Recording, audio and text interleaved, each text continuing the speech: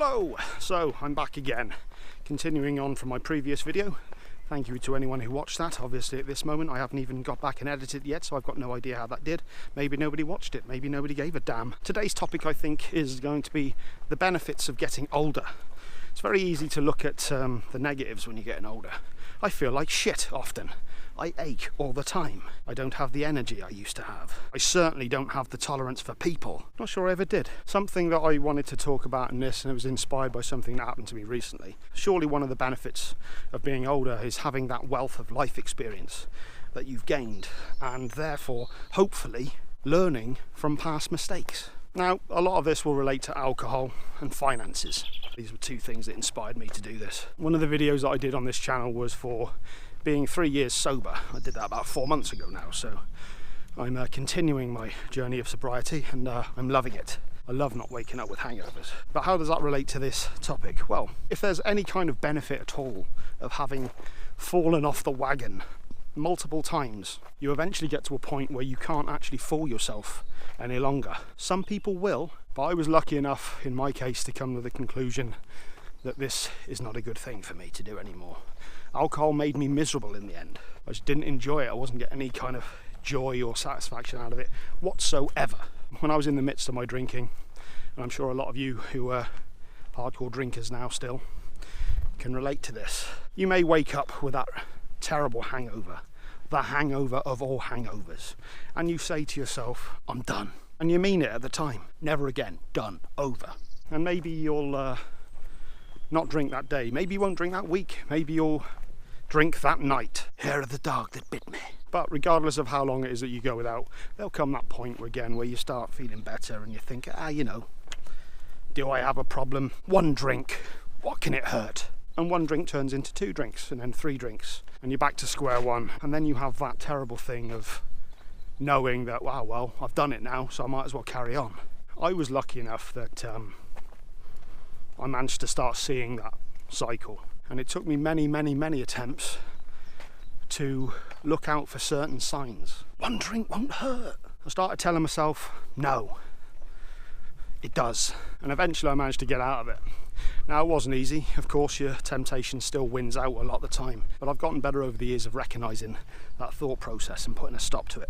As I said, I've already done a video on alcohol, and I'm going to be doing lots of other videos on alcohol, so I'm not going to dwell too much on that side of things. If you are interested in that sort of thing, however, perhaps you should subscribe. Think about it. 42 years old I am at the moment, and there is that wealth of experience that you gain with that. 42 years worth, to be exact. The same sort of principle that I've applied to alcohol is also something that I've applied to depression.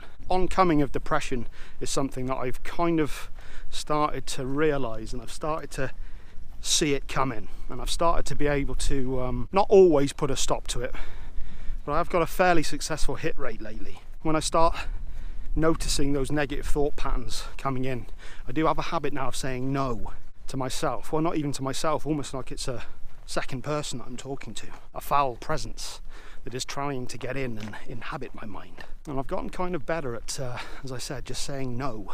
God, I'm a worthless piece of shit. No. I'm never going to succeed at anything in life. No. What's the point in any of this? I'm just worthless, aren't I? Yes. No. You get the point I'm making. I'm not saying it's a foolproof method, but I have noticed it has made a difference to my life in catching those thoughts when they come in. Kind of a meditation type thing, I guess. Recognising the thought, knowing what it is, and stopping it, eliminating it right there, and then just push that thought to the side. Another thing recently is finances. I was in debt quite badly many years ago. Got myself out of it. I was not one of those assholes who went bankrupt and pushed the debt on. I got myself into it, and I'm very happy to say that I got myself out of it. My parents did lend me a bit of money as well, so God bless you. But the point is, I know what it's like to spend money frivolously, money without thought and that, you know what I'm saying. Yes, but recently my finances haven't been doing so good again.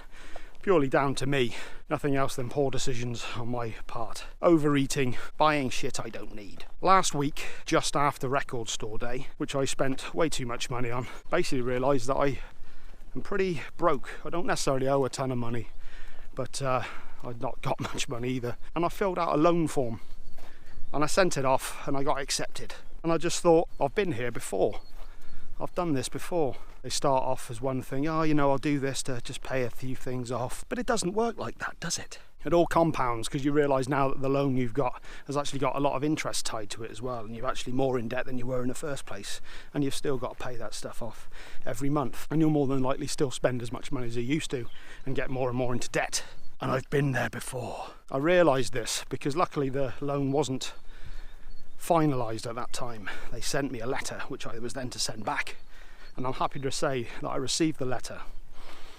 And I looked at it and I realised I don't want to go back there again. And I ripped it up, I tore it up, I got rid of it. And I'm not taking the loan, because then I started looking at the money that I actually do have and realised that actually if I change my ways, everything in my life is actually very manageable money-wise. Within a year I could have everything completely squared away and have money saved up, rather than owing somebody again. These aren't necessarily the most exciting examples for you guys out there, but the point is, these are things that I know about myself now because I've gone through these things before. It's like relationships as well. You start realizing, hopefully, what people are bad for you. And there are a lot of those as well. There are a lot of people who don't have your interests at heart. So you've really got to start taking care of yourselves, and especially for you older people, for you older chaps and chapesses. If you've learned a lot through life, if you've been through a lot in life, that means you've also got a lot of life experience to draw on and hopefully to learn from. So just because you've been through a lot of shit doesn't mean that you have to continue to go through a lot of shit. You know, it means that hopefully you can learn from that stuff so it doesn't happen again, and the rest of your life can actually be better. Because I believe it has to be. There has to be hope.